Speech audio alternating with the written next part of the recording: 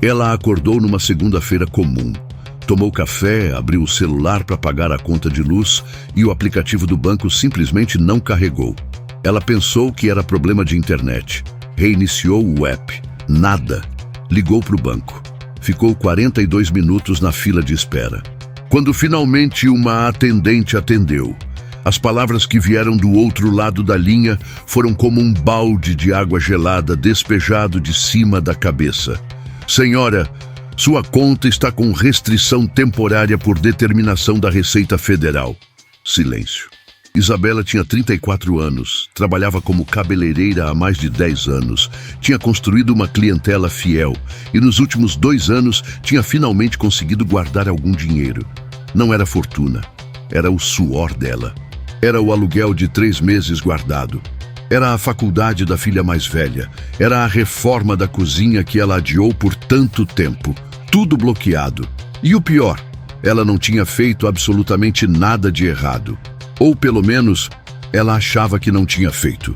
O que Isabela não sabia, o que a maioria das pessoas no Brasil não sabe, é que existem comportamentos completamente comuns no uso do Pix, que para a Receita Federal soam como um alarme vermelho piscando no meio da madrugada.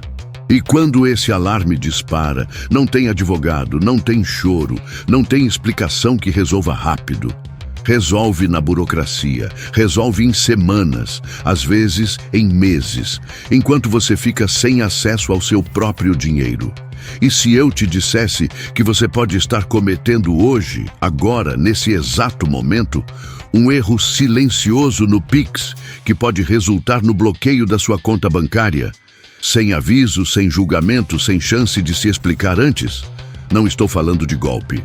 Não estou falando de fraude. Estou falando de hábitos normais, cotidianos, que milhares de brasileiros honestos praticam todo dia sem saber que estão acendendo uma luz vermelha lá na Receita Federal. Nesse vídeo, eu vou te mostrar os 7 erros no Pix que podem levar ao bloqueio da sua conta. E mais do que isso, vou te mostrar como Isabela saiu dessa situação, o que ela aprendeu e o que você pode fazer agora mesmo para nunca passar pelo que ela passou. Fica até o final, porque o erro número 4 é o que mais pega as pessoas de surpresa. E aposto que você faz isso sem nem perceber. Antes de continuar, se você ainda não é inscrito no canal Alerta Financeiro Brasil, faz isso agora. Aperta o botão vermelho de inscrição, deixa o joinha aqui no vídeo e ativa o sininho de notificações. Porque todo dia nós trazemos informações como essa aqui. Informações que o banco não te conta, que o governo não divulga e que podem literalmente salvar o seu bolso. Antes de entrar nos erros, eu preciso que você entenda uma coisa que vai mudar completamente a forma como você enxerga o Pix. Quando o Banco Central do Brasil lançou o Pix em novembro de 2020, ele não criou apenas uma forma de pagamento rápida e gratuita.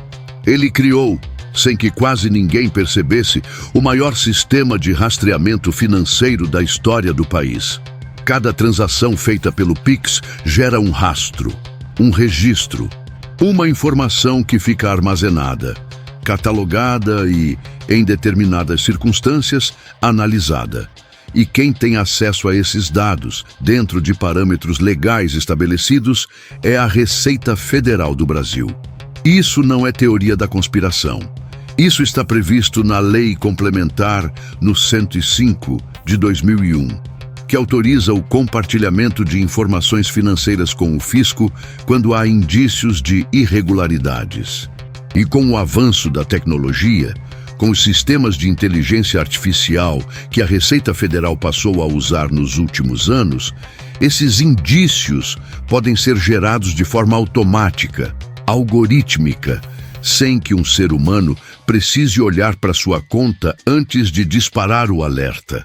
É uma máquina que analisa padrões, e quando o seu padrão foge do que ela espera, o sinal toca. Isabela não sabia disso, e é bem provável que você também não saiba. Por isso, o que vou te contar agora não é para te assustar, é para te proteger. O primeiro erro, e talvez o mais comum, é movimentar pelo Pix um valor que não bate com o que você declarou no imposto de renda. Parece óbvio quando eu digo assim, né? Mas pensa comigo, Isabela era cabeleireira informal. Ela recebia pagamentos de clientes pelo Pix todos os dias. R$ 50 aqui, 80 ali, às vezes 200 numa sexta-feira de movimento.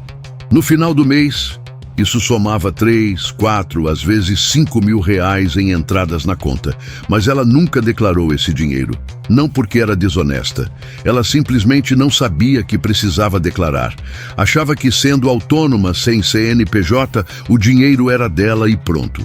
Muita gente pensa assim. O problema é que a Receita Federal cruza os dados bancários com a sua declaração de IR, ou com a ausência dela.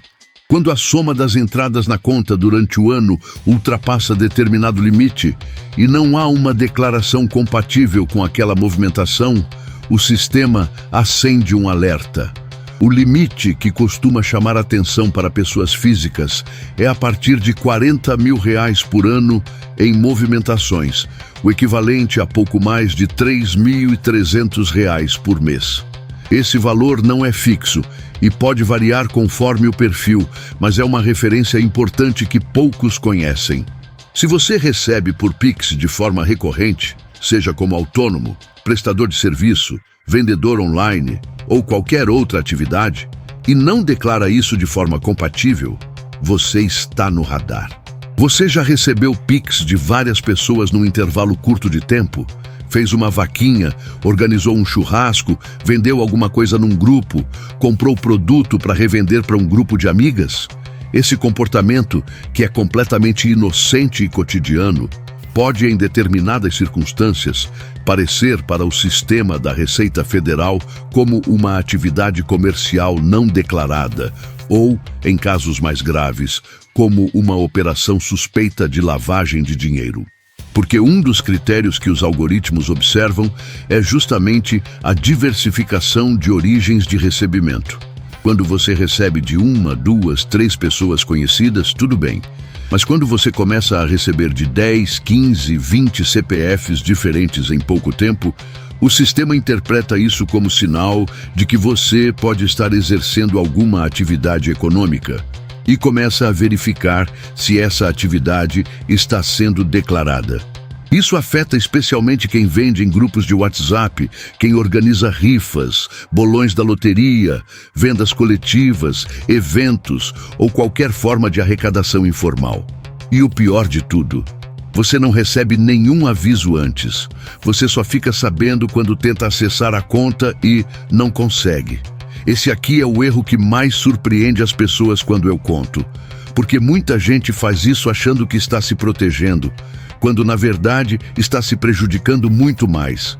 Existe um comportamento chamado pelos especialistas de fracionamento de operações, ou pelo termo técnico americano que virou referência mundial, smurfing. Ele acontece quando uma pessoa, ao invés de fazer uma transferência grande, divide o valor em várias transferências menores, muitas vezes abaixo de limites que ela acredita serem monitorados. Por exemplo, em vez de transferir R$ 10.000 de uma vez, a pessoa faz 10 transferências de R$ 1.000 em dias consecutivos, ou em horários diferentes do mesmo dia. A lógica parece fazer sentido. Se eu quebrar em valores menores, ninguém vai notar. Só que os sistemas da Receita Federal e do COAF, o Conselho de Controle de Atividades Financeiras, foram especificamente treinados para detectar exatamente esse padrão. Transações fracionadas, que somadas configuram uma movimentação relevante, são um dos principais gatilhos de investigação. Se você já fez isso, mesmo sem má intenção, talvez porque achou que o banco tinha limite de transferência, ou porque alguém te disse que abaixo de X reais não cai na malha fina, eu preciso que você saiba. Isso não funciona como proteção, funciona como acusação. Chegamos ao erro número 4, aquele que eu prometi que ia te pegar de surpresa. E eu sei que vai, porque eu conversei com centenas de empreendedores, freelancers, autônomos, microempreendedores aqui no Brasil. Esse é de longe o mais universal.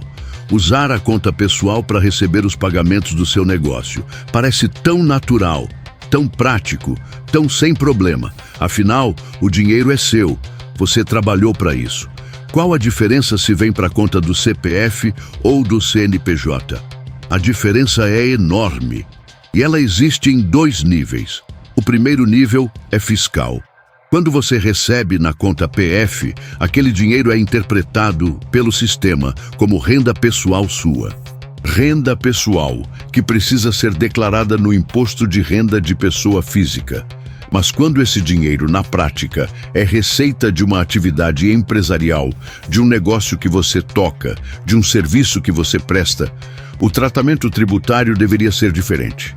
Ao misturar tudo na mesma conta, você cria uma confusão que pode gerar autuação. O segundo nível é comportamental. Os algoritmos que analisam movimentações financeiras identificam quando uma conta de pessoa física começa a se comportar como conta de pessoa jurídica. Entradas frequentes, valores regulares, múltiplos pagadores. Quando isso acontece, o sistema pode classificar aquela conta como conta de uso misto irregular, o que é um gatilho para investigação. MEIs, freelancers, prestadores de serviço, vendedores online, coaches, professores particulares. Todos estão sujeitos a esse risco se usam apenas a conta pessoal para tudo. A solução não é complexa, mas exige um passo que muita gente adia: separar as contas, ter uma conta dedicada ao seu negócio, mesmo que seja uma conta MEI, uma conta PJ digital, qualquer que seja o formato. Essa separação não é apenas boa prática financeira, ela é literalmente uma proteção legal. Eu sei que esse assunto é delicado, porque a realidade do Brasil é que uma parcela enorme da população trabalha na informalidade. Não por escolha, mas por necessidade, por burocracia, por falta de informação. E tem muita gente honesta, trabalhadora, que acorda cedo, vai dormir tarde, serve bem o cliente e simplesmente nunca emitiu uma nota fiscal na vida. Não porque quer sonegar, mas porque nunca ninguém sentou e explicou como funciona. O problema é que quando você recebe dinheiro via Pix e não emite nota fiscal, recibo ou qualquer tipo de comprovante formal da prestação do serviço, você não tem como provar para a Receita Federal que aquele dinheiro tem origem lícita em caso de questionamento. A ausência de documentação é, paradoxalmente, o que transforma dinheiro honesto em dinheiro suspeito. Pensa assim: você prestou um serviço, você recebeu pelo Pix, o dinheiro entrou na sua conta, tudo certo. Mas se a Receita Federal bater na sua porta ou no seu aplicativo e perguntar de onde veio esse dinheiro, o que você vai mostrar? Sem nota, sem recibo, sem contrato, sem nada. Você sabe que é honesto. Eu sei que você é honesto. Mas o sistema não sabe. E o ônus da prova, nesse caso, é seu. A emissão de nota fiscal ou recibo, mesmo para pequenas transações, mesmo para serviços simples, é sua âncora documental. É o que prova que seu dinheiro tem história, tem origem, tem legitimidade. Esse erro é mais sorrateiro do que parece. E ele acontece em famílias, entre amigos, em relacionamentos, e pode gerar consequências sérias. Todo mundo já precisou de uma ajuda financeira em algum momento. Um empréstimo de um familiar, uma grana que um amigo te passou porque você estava no aperto. Isso é humano, isso é solidariedade. Nada de errado com isso. O problema começa quando esses valores são altos e frequentes e não tem nenhum tipo de documentação que comprove que se tratam de empréstimos e não de pagamentos por serviços, comissões ou recebimentos de qualquer natureza comercial. Se ao longo de um ano você recebeu 10, 15, 20 mil reais de um mesmo CPF, mesmo que seja da sua mãe, do seu irmão, do seu melhor amigo, e não há nenhum contrato, nenhum recibo, nenhuma nota que explique a natureza daquela transferência, você tem um problema em potencial. A Receita Federal não consegue distinguir afeto de negócio nos números de uma planilha. O que ela vê são movimentações. E movimentações sem explicação documentada são movimentações suspeitas. A solução é simples. Sempre que você fizer ou receber um empréstimo significativo por Pix, formalize. Um simples contrato de empréstimo, mesmo que escrito à mão e assinado pelas duas partes, ou melhor ainda, reconhecido em cartório, já serve como documentação da origem do recurso. Isso protege as duas partes e impede que aquele valor seja interpretado incorretamente. O sétimo erro é diferente dos outros. Ele não é algo que você faz ativamente, é algo que você deixa de fazer, e talvez seja o mais perigoso de todos. Muita gente não monitora a própria conta bancária com atenção. Recebe, gasta, transfere e no final do mês olha o extrato rapidinho, sem prestar atenção nos detalhes. Isso é compreensível. A vida é corrida. A gente não tem tempo para ficar analisando planilha, mas existem duas situações em que essa desatenção pode ser fatal. A primeira é quando um golpista usa sua conta sem você saber, via phishing, via engenharia social, via um malware no celular e começa a fazer movimentações em seu nome. Essas movimentações vão aparecer no seu extrato como se fossem suas. A Receita Federal vai enxergar o padrão dessas movimentações como seu. E você vai carregar a responsabilidade de explicar algo que não fez. A segunda situação é ainda mais comum.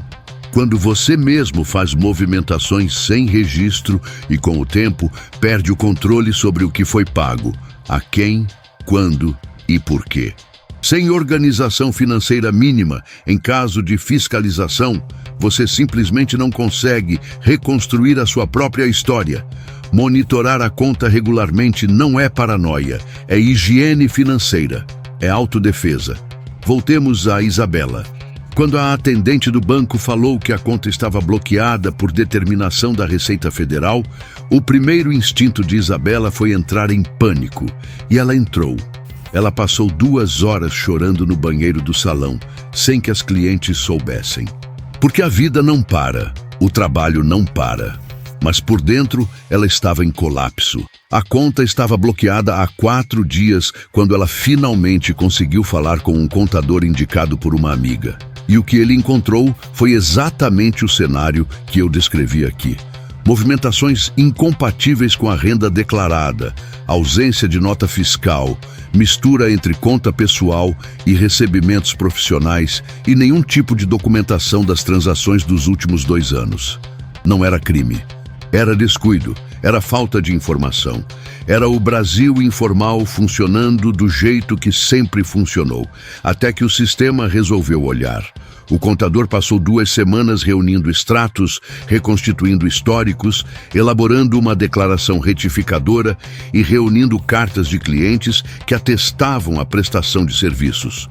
Tudo isso para apresentar à Receita Federal como prova de que aquela movimentação tinha origem lícita. No 32º dia após o bloqueio, a conta foi desbloqueada. 32 dias sem acesso ao próprio dinheiro. O aluguel atrasou. A faculdade da filha atrasou. Isabela teve que pedir emprestado de familiar para conseguir comprar mantimentos. Tudo porque ninguém nunca sentou com ela e explicou o que eu acabei de explicar para você. Agora eu não quero que você saia desse vídeo com medo. Quero que você saia com um plano, porque a boa notícia, e existe uma boa notícia aqui, é que todos os 7 erros que eu apresentei são evitáveis. Não são situações complexas. Não exigem formação em contabilidade, exigem atenção, organização e, acima de tudo, informação. Informação como essa que você está recebendo agora. Então deixa eu te dar um protocolo simples. Chama de Protocolo de Proteção Pix e começa hoje. Primeiro, se você tem renda informal, seja como autônomo, prestador de serviço, vendedor, freelancer, o que for, procure um contador e entenda sua situação fiscal atual. Muitas vezes, a regularização é mais simples e mais barata do que você imagina. Um MEI custa menos de R$70 por mês e, formalizado, você está protegido. Segundo, abra uma conta separada para os recebimentos do seu trabalho.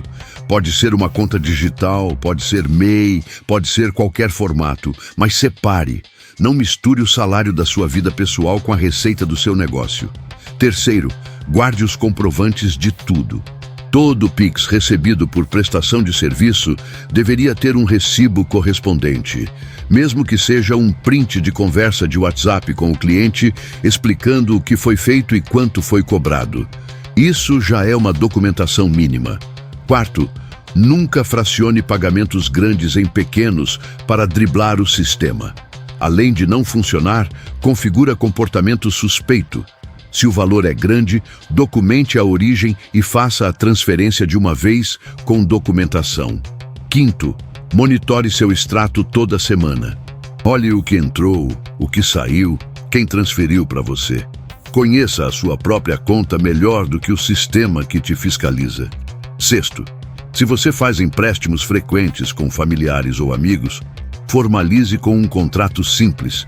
Isso protege você e protege quem você ama. Sétimo, fique atento a qualquer movimentação estranha na sua conta. Se você receber um Pix que não reconhece, não gaste esse dinheiro. Pode ser erro, pode ser golpe. Informe imediatamente ao banco.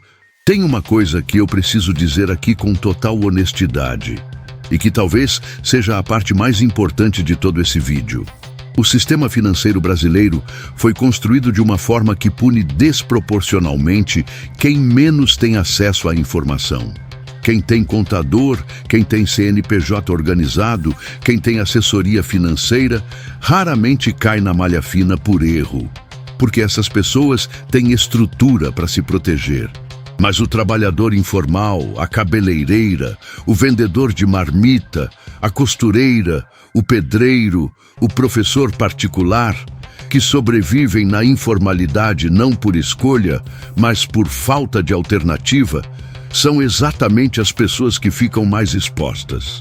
São as que mais usam o Pix no dia a dia, são as que menos sabem das regras e são as que menos têm recursos para se defender quando o sistema resolve olhar para elas. Isso não é justo.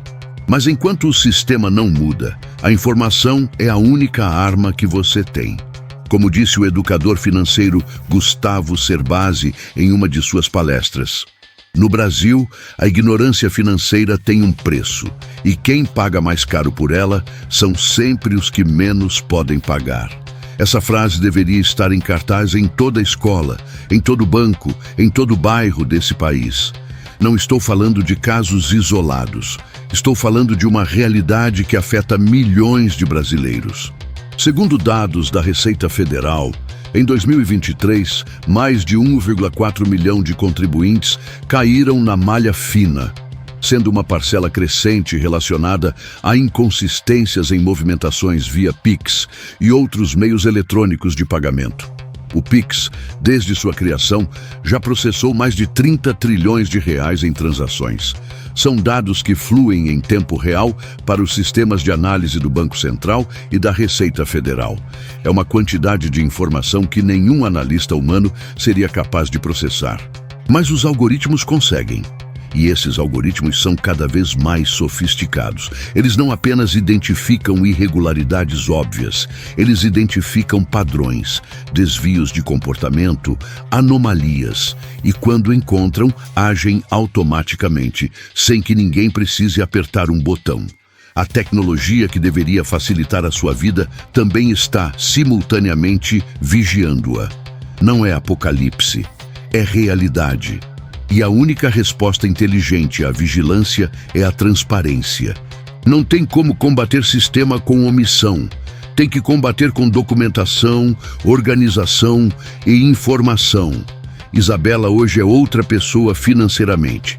Ela abriu um MEI, tem uma conta separada para o salão, emite recibo de todos os serviços e descobriu que os clientes, longe de reclamar, passaram a confiar mais nela. Ela tem um contador que olha os números todo mês e ela dorme melhor à noite. Mas ela não esqueceu aqueles 32 dias.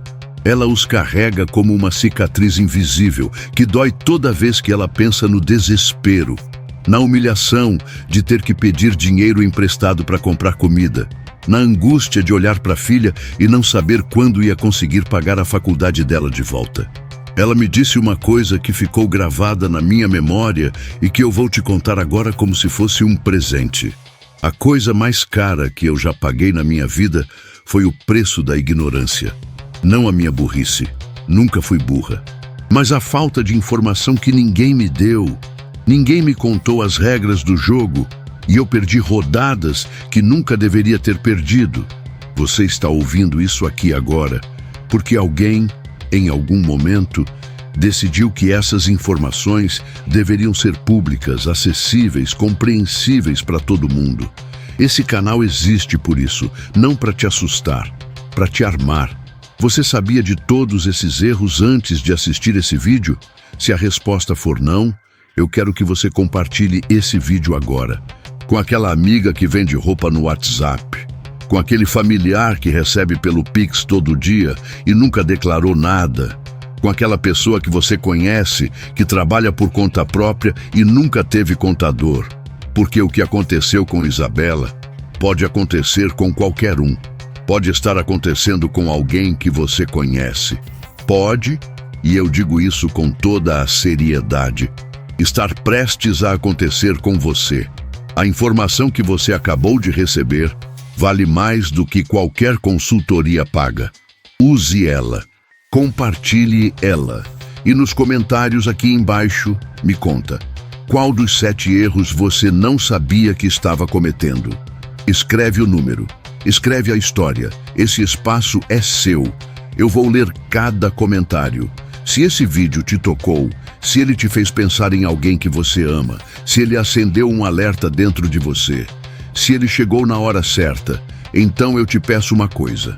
Aperta o joinha, se inscreve no canal Alerta Financeiro Brasil e ativa o sininho.